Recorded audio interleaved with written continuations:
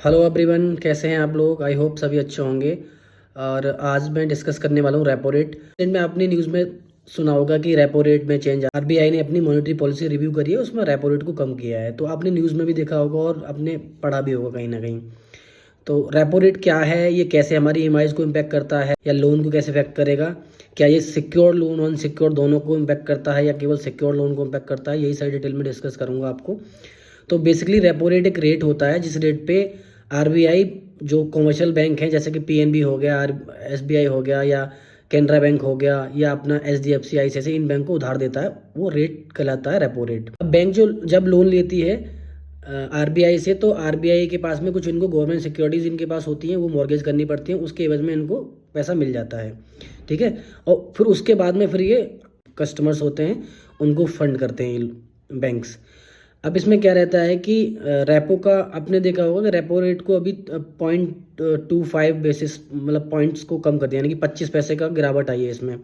तो अभी repo rate हमारा 6.25 पे आ गया है। तो अच्छा, आपने देखा होगा कि अभी जो होम लोन चल रहा है तो उसका रेट आपने देखा होगा 8.5%, 8.5, 8.75 या 9% तक भी जा रहा है, या लोन अगेंस्ट प्रॉपर्टी में जा रहे हैं तो 10% तक, 9.5, 9.5 to 10% भी चार्ज कर रहे हैं। तो ये कैसे रहता है, यानी रेपो रेट तो आरबीआई ने डिसाइड किया हुआ है भाई कि 6.25, और आप लोग दे रहे हो कि बैंक दे रहा है लोन आपको 8.75 या 8.5% पे।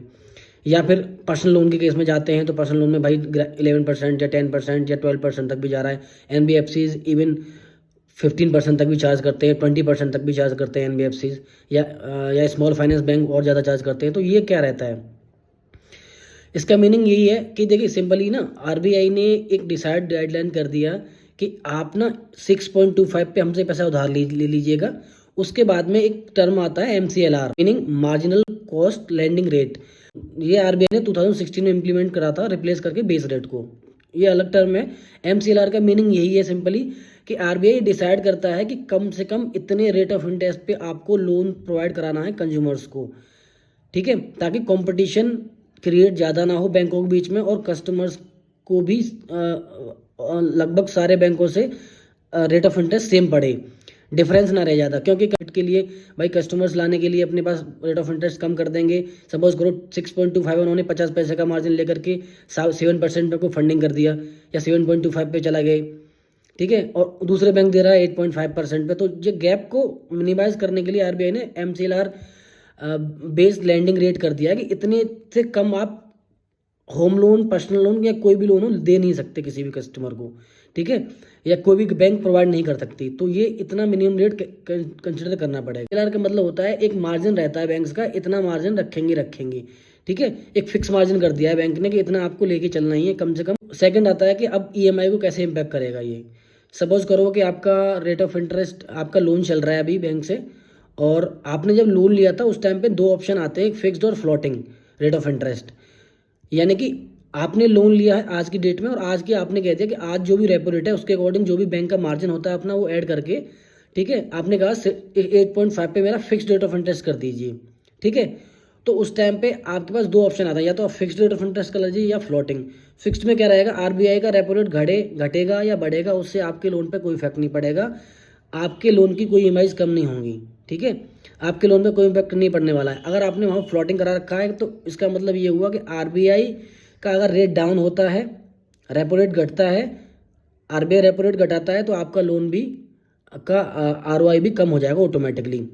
अच्छा, अभी आरबीआई ने कम किया तो ये ना दो से, अब पॉलिसी आरबीआई ने डिसाइड कर दिया भाई इतने टाइम रेपो रेट कम होगा, तो जल्दी से इफेक्ट आने में कम से कम इसको 1 से 2 महीने लग जाता है, क्योंकि पॉलिसी बना दी है, उसके बाद में धीरे धीरे करके बैंकों के पास पहुंचती है, तो बैंक उसको हर कस्टमर पे लागू मतलब एप्लीकेबल करता है, तो वो थोड़ा सा टाइम लग जाता है 2 से 3।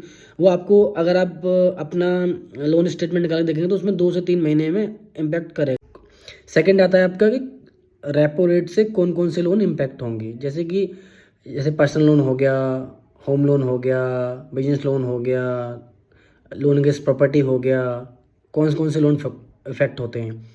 तो देखो इन जनरल टर्म बात करूं तो ये मेनली इफेक्ट करता है आपकी, डायरेक्टली इम्पैक्ट जो करता है वो करता है आपके loan against property home loan, यानी कि जो लोन अगेंस्ट प्रॉपर्टी हैं आपके, या तो या होम लोन हो, होम कंस्ट्रक्शन लोन हो, बिजनेस लोन अगेंस्ट प्रॉपर्टी हो, लोन अगेंस्ट प्रॉपर्टी, या होम इम्प्रूवमेंट लोन हो, या जिसमें आपने कोई ना कोई प्रॉपर्टी मॉर्गेज होती है, जो सिक्योर्ड लोन होते हैं, उनको इम्पैक्ट करता है। और इन्हें, और क्या पर्सनल लोन को इम्पैक्ट करेगा, करता है, लेकिन बहुत थोड़े में, बहुत थोड़े मतलब बहुत मिनिमम बेसिस पे, जनरली करता ही नहीं है। एक कंसिडर कर लीजिए कि अगर रेपो रेट में थोड़ा बहुत 25 पैसे, 30 पैसे, 50 पैसे का अगर डिफरेंस आ रहा है, कम डाउन हो रहा है, तो ये पर्सनल लोन या होम या पर्सनल लोन या बिजनेस लोन को ज़्यादा इम्पैक्ट नहीं करता है। जनरली क्या होता है कि ये डिपेंड करता है बैंक पे।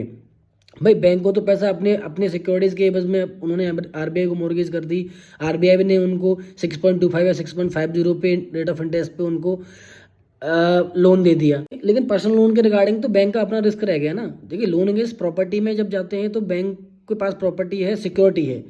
कंज्यूमर डिफॉल्ट करता है, वो उसकी प्रॉपर्टी को सीज कर लेगा, ऑक्शनिंग कर देगा, पैसा ले लेगा अपना, ठीक है।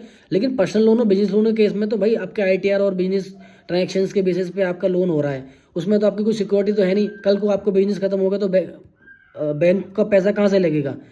तो फिर उसमें फिर बैंक अपने हिसाब से डिसाइड करता है कि 12%, 15% या जो भी है, कंपटीशन के हिसाब से थोड़ा बहुत मार्जिन लेकर के, मतलब ये जनरली इनका rate of interest higher side पर रहता है, और इसका रेपो रेट का जो फर्क है बहुत कम पड़ता है। 50 पैसे तक का कोई फर्क नहीं पड़ेगा। 50 पैसे तक अगर रेपो रेट कम होता है तो पर्सनल लोन पे, बिजनेस लोन पे, जो अनसिक्योर्ड लोन है, जिनमें कोई प्रॉपर्टी नहीं है, उन पे ज़्यादा फर्क नहीं पड़ता है। और ये मान के चलिए फर्क पड़ता ही नहीं है, क्योंकि बैंक जनरली उस पर ज़्यादा, उन पर ऊपर नीचे नहीं करता, उनका लगभग सेम रहता है। ये पर्सनल लोन में जाएंगे तो 10-11 के आसपास रहेगा आपका, बिजनेस में जाएंगे तो 14, 15, 16 तक जाता है। एनबीएफसी में रेट बढ़ जाते हैं, 2-2% बढ़ जाते हैं, ठीक है। यही मैं बता रहा था। Thank you guys, thank you so